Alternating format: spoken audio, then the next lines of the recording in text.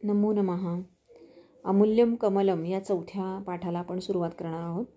या पाठाचा उद्देश काय आहे तर ते दोन उद्देश जे आहेत ते प्रश्नांच्या स्वरूपामध्ये निळ्या चौकोनात डावीकडे लिहिलेले आहेत. धनात महत्तरम किम किम विद्यते, पैशापेक्षा श्रेष्ठ काय काय असतं, आणि गौतम बुद्धविषयी यूयम काहा कथाः जानीथ, गौतम बुद्धांविषयी तुम्ही कोणत्या कथा तुम्हाला माहिती आहेत, असे दोन उद्देश आहेत. इथे एक कथा आलेलीच आहे आणि आणखीनही कथा तुम्ही खरंच वाचा. जीवनाचं सार सांगणाऱ्या कथा आहेत. आणि या पाठाचा उद्देश जो आहे तो पहिल्या प्रश्नात येतो आपल्याला, की पैशापेक्षा जास्त महत्त्वाचं काय आहे हे या पाठातून शिकायचं आहे आपल्याला. प्रस्तावना थोडक्यामध्ये बघूया. भारत देश हा श्रेष्ठानां तत्त्वचिंतकानां देशः इति सर्वे जानन्ति. भारत देश हा श्रेष्ठ तत्त्वचिंतकांचा, तज्ज्ञांचा देश आहे हे सर्वांना माहिती आहे. तेषु अन्यतमः गौतम बुद्धः, त्यातील एक म्हणजे गौतम बुद्ध. मायादेव्याः शुद्धोधनस्य च पुत्रः सिद्धार्थः तपसा गौतम बुद्धः बभूव.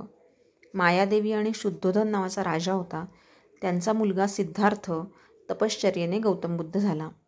बौद्ध धर्मस्य प्रवर्तकः अयं शांतिसंदेशम सर्वत्र प्रसारयामास. बौद्ध धर्माचे प्रवर्तक असलेल्या त्यांनी शांतीचा संदेश सगळीकडे पसरवला. तस्य जीवने घटिता एषा घटना, त्यांच्या जीवनात घडलेली ही घटना आहे. आता प्रत्यक्ष पाठाला सुरुवात होती. इथे एक चित्र दिसतंय. हे पूर्ण पाठाचं सार आहे हे चित्र. म्हणजे बघूया काय पाठ.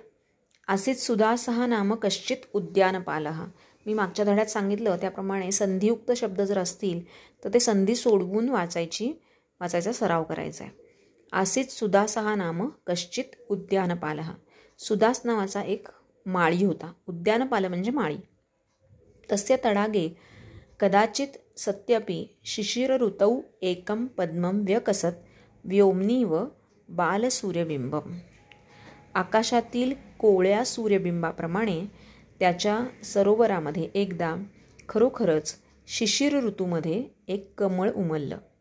आता शिशिर ऋतूचा का उल्लेख केला आहे, कारण शिशिर ऋतूमध्ये अतिशय थंडी असते आणि तिथे तेव्हा कमळं उमलत नाहीत, म्हणून इथे शिशिर ऋतूचा मुद्दाम उल्लेख केलेला आहे. सहा अचिंतयत त्याने विचार केला. अहो महिमा परमात्मनः, काय ही परमेश्वराचा कृपा आहे. यद एतादृशे काले अतिशीते विभूषितः मे तडाग एतस्य सरसिजस्य विकासेन. की अशा थंडीच्या कालखंडामध्ये माझं सरोवर मात्र या कमळ उमलल्यामुळे किती सुंदर दिसतंय. विभूषितः किती सुंदर दिसतंय. एतत् सरसिजम विक्रीय अहम विपुलम धनम प्राप्नुयाम इति. हे कमळ विकून मी खूप पैसे मिळवीन, कारण इतर कुठेही ती कमळं उगवलेली नसतील कदाचित तेव्हा, आणि त्याच्यामुळे त्याच्या एकट्याकडेच ते कमळ असणार आहे, त्याच्यामुळे तो पाहिजे ती किंमत त्याला लावू शकतो. म्हणून त्यांनी विचार काय केला की हे कमळ विकून मी खूप पैसे मिळवेन. एवं संचिन्त्य सहा तद विक्रेतुम राजसद्मनः पुरतः स्थितः. असा विचार करून ते विकण्यासाठी तो राजवाड्यासमोर उभा राहिला. साहजिकच आहे, जास्त पैसे मिळवायचे असतील तर धनवान लोक जिथे ये जा करतात तिथे जाऊन उभं राहायला पाहिजे ते कमळ विकण्यासाठी. आणि राजवाड्याच्या समोरचा महामार्ग असणार आहे, त्यामुळे तिथून धनवान लोक, जी अधिकारी लोक आहेत, राजवाड्यात राहणारी लोक आहेत, अशी काही लोक तिथून जात असणार आहेत. म्हणून असा विचार करून ते विकण्यासाठी तो राजवाड्याच्या समोर उभा राहिला. अत्रांतरे तेनैव अध्वना कंचित श्रीमान सार्थवाहा समायातः. काही काळाने त्याच मार्गाने, अध्वना म्हणजे मार्ग, त्याच मार्गाने कोणता तरी एक श्रीमंत व्यापारी जात होता.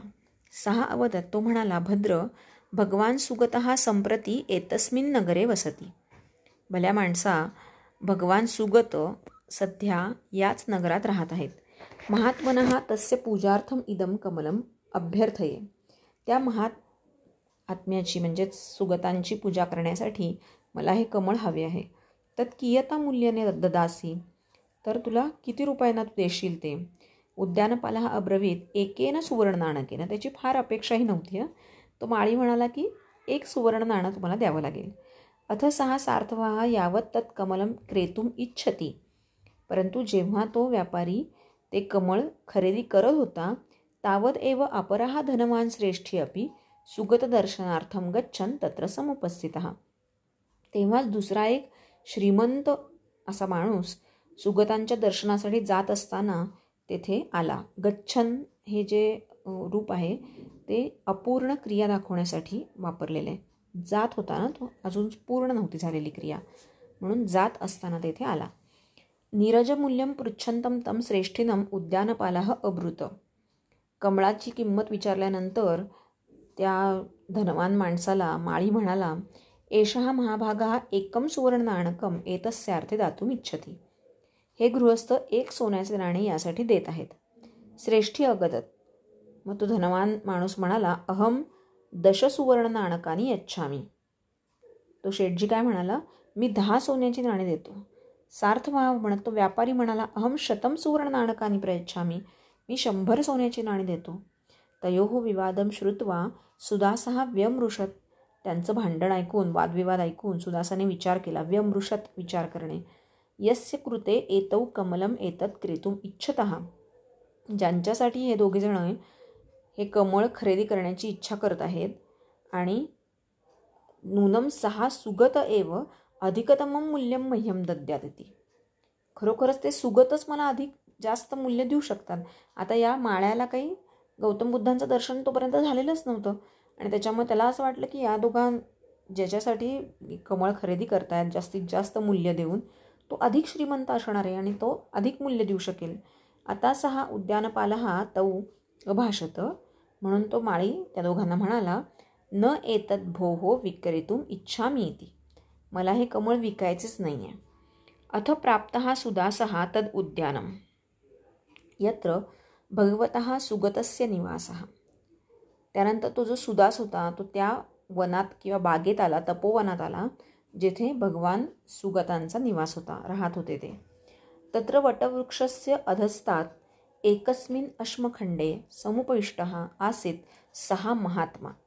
तेथे वटवृक्षाखाली एका दगडावरती ते बसलेले होते. कोण? सुगत.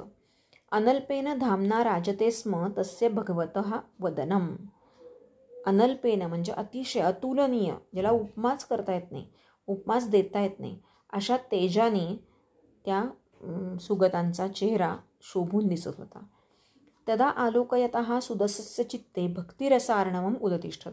कसं आहे बघा, भगवान गौतम बुद्ध काही बोललेही नाहीत त्याच्याशी अजून, नुसतं त्यांना बघूनच, त्यांच्या चेहऱ्याकडे बघूनच सुदासाच्या मनामध्ये भक्तिरस उचंबळून आला. भक्तिरसाचा सागर, अर्णव म्हणजे सागर, सागर उचंबळला.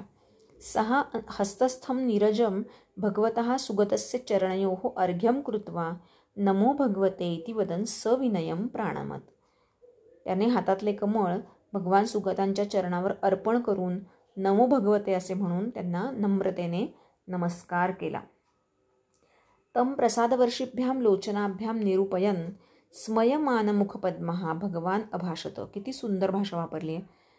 त्याच्यावर आशीर्वाद देणाऱ्या, आशीर्वादांचा वर्षाव करणाऱ्या अशा नजरेने पाहत स्मितहास्य असलेल्या मुखकमळाने भगवान गौतम बुद्ध म्हणाले, वत्स किम इच्छसी.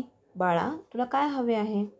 एवं उक्तवती सुगते निरिच्छः सुदासः प्रत्यवत. आता त्याच्या मनामध्ये कुठली इच्छाच निर्माण झाली नाही, कारण त्याच्या मनामध्ये इतका भक्तिरस उचंबळून आलेला होता, भक्तिरसाचा सागर उचंबळून आलेला होता की दुसरी कुठलीच इच्छा नाही आहे त्याला अजिबात. दर्शन झालं हेच खूप झालं असं त्याला वाटत होतं. म्हणून असं जेव्हा सुगतांनी त्याला विचारलं तेव्हा निरिच्छः सुदासः, तेव्हा निरिच्छ झालेल्या सुदासाने सांगितले, भगवन की मन्यत. भगवान आता काय हवे आहे. केवलम भगवतः चरणकमलस्पर्शेन आत्मा मे कृतार्थताम लभताम. भगवानांच्या केवळ चरणस्पर्शामुळेच माझं मन शांत झालं, कृतार्थ झालं. एवं वादिनं सुदासम तथास्तु इति अब्रवीत भगवान सुगतः. त्याच्यावरती भगवान सुगतांनी तथास्तु असा त्याला आशीर्वाद दिला. अहो प्रभाव हा सुगतस्य.